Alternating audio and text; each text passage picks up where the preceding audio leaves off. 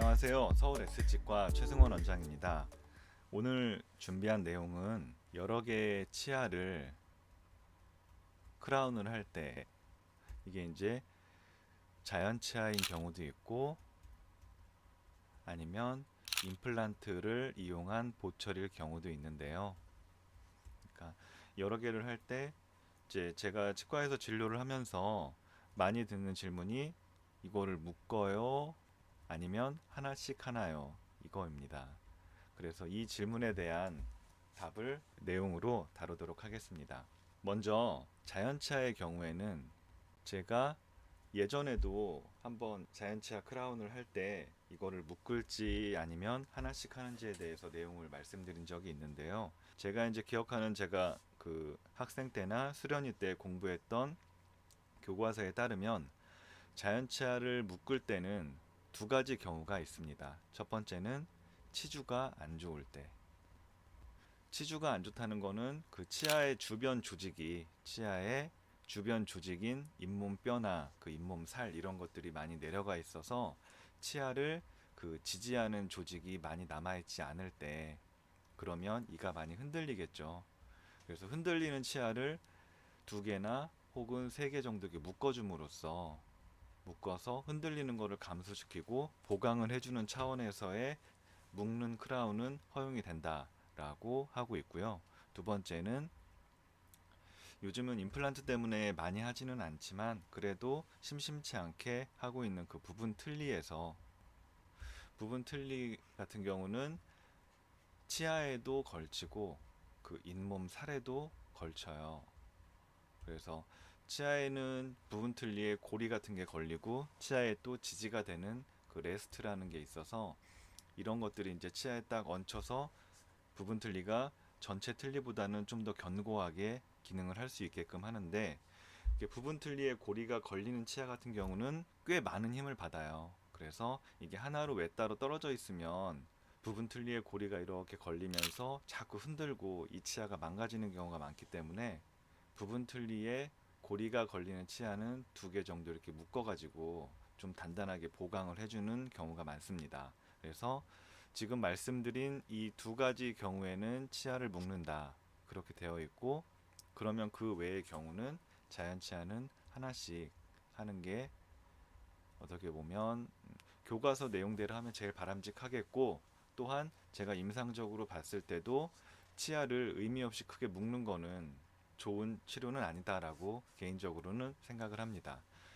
다만 이제 임상에서 치과 의원을 운영을 하면서 진료를 하다 보면 제가 이제 가끔씩 보는 게 음식물이 어금니 두 개를 크라운을 했는데 사이에 음식물이 너무 끼어요 라고 불편감을 호소하는 경우들이 있는데, 이런 경우도 최대한 하나씩 해서 일단은 맞춰 보려고 하는데 이제 하나는 괜찮은데 하나가 뭐 치주가 안 좋아서 약간씩 동요도가 있다라든지 하면 하나씩 씌우게 되면 음식물이 끼는 걸 막을 수가 없어요. 그래서 이런 경우에는 어쩔 수 없이 묶는 경우가 간혹 있기는 합니다. 그래서 자연치아 같은 경우는 이렇고요. 그러면 임플란트는 어떨까요? 이제 임플란트에 관한 내용이 오늘 다루고자 하는 진짜 내용인데요. 임플란트는 예전에 제가 수련의 시절에, 그러니까 지금으로부터 17년 전, 제가 2000년도에 이제 치과대학을 졸업을 하고 인턴으로 들어갔습니다. 보철과에. 그때 임플란트에 대해서 배울 때는 임플란트 보철은 가급적이면 묶는다가 원칙이었습니다. 왜 그러느냐? 임플란트가 이제 위에서 봤을 때 이렇게 있으면, 하나가 있으면, 임플란트가 하나가 있으면 우리가 씹는 힘이, 이렇게 그림 그리니까 좀 어려운데 다시 그림을 그릴게요. 이제 아랫니로 치면 앞니가 이렇게 있고 옆에 니도 있고 송곳니도 있고 작은 어금니가 이렇게 있다고 칠게요. 여기도 앞니, 송곳니, 그 다음에 작은 어금니 하나 더. 그러면은 여기에 이제 큰 어금니가 있어야 되는데 큰 어금니가 빠진 상황을 가정을 하겠습니다. 이 그림은 씹는 면 쪽에서 바라본 그림입니다.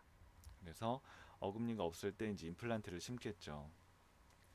우리가 만약에 하나가 이렇게 있으면 씹을 때는 아래턱이 앞으로도 움직이고 옆으로도 움직이고 45도로도 움직이고 이렇게도 움직이고 이렇게도 움직이고 다양한 방향으로 아래턱이 움직이면서 식사를 하게 됩니다. 그런데 만약에 하나가 떨어져 있으면 이 임플란트는 이렇게도 흔들리고 이렇게도 흔들리고 이렇게도 흔들리고 이렇게도 흔들린다는 얘기겠죠. 그래서 하나하나 따로따로 했을 때 자연치 않은 치주인대가 있어서 치주인대에서 어느 정도 충격을 흡수해주고 이런 다양한 방향의 힘들이 자연치 않은 치주인대 이런 부분에 의해서 어느 정도 상쇄가 되는데 임플란트는 치주인대가 없기 때문에 즉 뼈와 직접 결합해 있기 때문에 이런 이제 저희가 측방력이라고 하는데 측방력은 뭐 아시겠죠? 이게 측면 옆에서 옆에 방향으로 가해지는 힘이다라는 얘기인데 이게 씹는 면에서 콕콕 누르는 정면으로 가해지는 힘이 아니라 옆으로 흔드는 힘이 발생을 하면 임플란트는 자연치아에 비해서 충격을 완화해 줄 수 있는 그런 부분들이 거의 없다고 볼 수 있기 때문에 임플란트의 측방력이 가해지면 이 임플란트는 처음에는 뭐 나사가 풀린다든지 아니면 뭐 접착제로 고정했으면 접착제가 녹는다든지 뭐 이런 문제들이 생기다가 나중에는 임플란트가 빠진다 이런 식으로 배웠었어요. 그게 이제 17년 전의 얘기고 그게 최근까지도 그렇게 이제 생각하고 알고 있었던 내용인데 그 전에 그럼 두 개를 묶으면 왜 좋으냐? 두 개를 묶게 되면 두 개가 이렇게 견고히 결합되어 있으면 어느 방향에서 오는 힘이건 예를 들어 이 방향으로 밀려고 해도 하나는 밀리지만 두 개가 있으면 이 방향의 힘이 여기선 저항이 되고 결국 이렇게 오는 방향의 힘이 이제 벡터를 나누면 이렇게 되잖아요. 그럼 힘의 크기가 이 정도였는데 실제로 두 개를 묶어 놓으면 이 방향의 힘은 두 개가 버티고 있으니까 저항이 되고 결국 이 방향의 힘만 발현이 된다. 그래서 힘의 크기가 줄어든다. 이런 이론으로 임플란트는 묶어야 된다. 심지어는 가장 좋은 건 두 개를 묶는 게 아니라 세 개가 빠졌을 때 세 개를 심되 이렇게 일렬로 심지 말고 하나를 약간 틀어지게 하면 이렇게 해서 묶어 놓으면 마치 삼각대처럼 왜 우리 삼각대 굉장히 안정적이잖아요. 이렇게 다시 그림을 그리면 세 개를 이렇게 삼각대 형태로 약간 하나를 방향을 뺨 쪽이나 혀 쪽으로 틀어서 심음으로써 임플란트가 삼각형 형태로 버텨줄 때 가장 외력의 외부의 힘에 저항할 수 있는 형태다라고 했었습니다. 이렇게 삼각대가 되면 아무리 큰 힘이 와도 이 세 개가 그냥 딱 지들끼리 묶여가지고 버티니까 이 아무리 큰 힘도 실제 임플란트에 가해지는 힘은 굉장히 적은 힘으로 나타나더라고 실험을 해보니까. 그래서 이렇게 묶어야 된다가 이제 과거의 지론이었는데 이제 묶는다는 것이 임플란트를 묶는다는 것이 이렇게 역학적으로 보면은 굉장히 많은 장점을 갖고 있어요.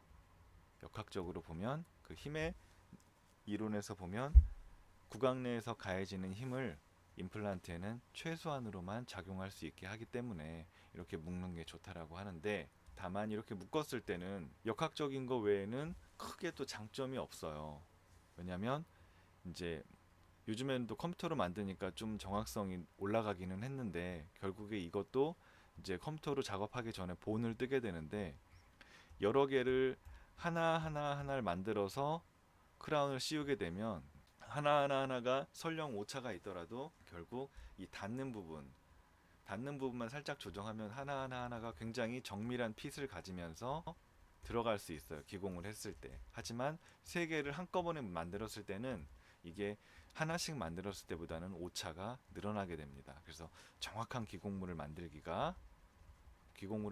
게 조금 어려워질 수 있다라는 단점이 첫 번째가 있겠고 두 번째는 이제 임플란트라는 게 치료를 하고선 5년 쓰고 10년 쓰고 버릴 건 아니잖아요. 임플란트 치료를 하실 때 저도 환자분들이랑 말씀을 나누다 보면 기대치가 굉장히 크세요. 임플란트 하면 이거 뭐 평생 쓰는 거죠? 라고 이제 당연하게 이제 여쭤보시는데 정말 기술의 총알이라고 할 수 있는 자동차 있잖아요.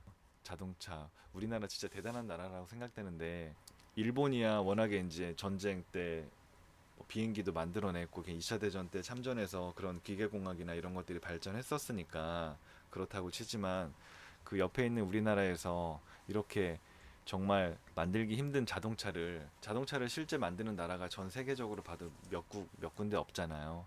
그래서 이런 아주 만들기 어려운 자동차를 우리나라가 만드는데 정말 대단하다고 생각하는데 어쨌건 그렇게 뛰어난 사람들이 모여서 설계하고 만든 자동차도 평생 탈 수는 없잖아요.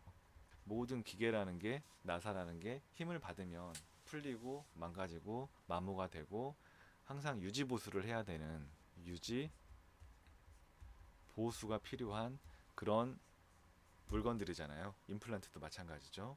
그래서 유지 보수를 한다라는 측면에서 보면 임플란트 3개가 묶여 있어요. 그 중에 크라운 중간 게 망가졌어요. 그럼 이걸 수리를 해야 되는데 3개가 묶여 있으면 어떻게 될까요? 3개를 한꺼번에 다 해야 되잖아요. 하나가 망가져서 크라운을 재치료를 해야 되는데, 임플란트 크라운을 교체를 해야 할 필요가 있는데 3개가 묶여 있으면, 이렇게 묶어 놓으면 유지 보수할 때 좀 불리한 부분들이 있습니다. 이런 부분들도 제가 생각하는 단점이고요. 세 번째로, 제가 아까도 말씀드렸던 수련회 때 2000년도에 나왔던 임플란트와 2017년에 시술되고 있는 임플란트는 달라요. 이때는 이제 표면도 그냥 매끈매끈했었고, 임플란트와 뼈 심어놓고 기다리는 시간도 아래턱은 4개월, 위턱은 6개월, 이렇게 이게 거의 스탠다드처럼 했던 시절이었는데, 지금은 뭐 저 같은 경우는 이제 그냥 위아래 상관없이 2달을 안정적으로, 그래도 나름 보수적이다라고 생각하고 기다리고 있는데, 2개월을 뭐 임플란트 하나 심고 바로 일을 올린다든지, 아니면 뭐 길어야 3주에서 4주 정도 기다렸다가 치아를 만든다든지, 이렇게도 할 수 있을 정도로 임플란트의 표면이 굉장히 많이 발달을 했고, 임플란트가 외력에 견디는 힘도 많이 증가를 했어요. 그래서 예전과 같은 컨셉으로 하기보다는 그냥 아까 말씀드린 유지보수의 차원이랄지, 아니면 기공상의 정밀도랄지, 그 역학적인 부분을 제외한 나머지 장점을 버릴 수가 없어서, 가급적이면 임플란트는 지금 현재 제가 하고 있는 건 묶어도 2개까지만.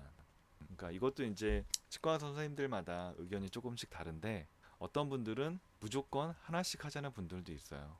임플란트는 하나씩 해야 돼. 정확하고 하나하나, 뭐 나중에 유지 보수 하더라도 하나씩 하는 게 좋아. 또 어떤 분들은 임플란트는 무조건 묶어야 돼. 뭐 어떤, 저마다 이제 본인의 경험으로 치료를 하는 거니까, 본인이 공부하고 본인이 이제 임상에서 겪었던 바를 가지고선 그런 경험을 토대로 진료를 하기 때문에 뭐가 맞다, 뭐가 틀리다라고 할 수는 없죠. 그래서 저는, 제가 또 그냥 중간을 가자, 이게 좋아서, 하나씩 하기는 뭔가 좀 그렇고, 그렇다고 다 묶자니 먼저 말씀드렸던 여러 가지 단점들이 눈에 보이고, 그래서 가급적이면 하나씩 하되 2개 심었을 때는 그냥 2개는 묶자, 2개까지는 묶자, 이런 주의로 가고 있습니다. 그래서 2개까지는 그래도 유지보수하기가 좀 수월한 편이고, 그리고 예전에 그 무조건 묶어야 된다고 했었던, 그 묶었을 때 생길 수 있는 그 역학적인 장점들, 이런 부분들도 나름 일리가 있다고 보기 때문에 2개까지는 묶고, 3개가 만약에 심어져 있으면 하나는 따로, 이렇게 이제 저는 진행을 하고 있습니다. 이거는 이제 저의 치료니까 이게 정답은 아니고요. 그냥 제가 치료하면서 저의 경험으로 봤을 때 이게 그래도 지금 현재로는 2017년 현재 이게 나에겐 가장 합리적이구나 라고 생각이 들기 때문에 이렇게 치료를 하고 있습니다. 빈 화면에 글자만 쓰면 재미없으니까 그 치료 사진 보면서 어떻게 했었는지 설명을 드릴게요.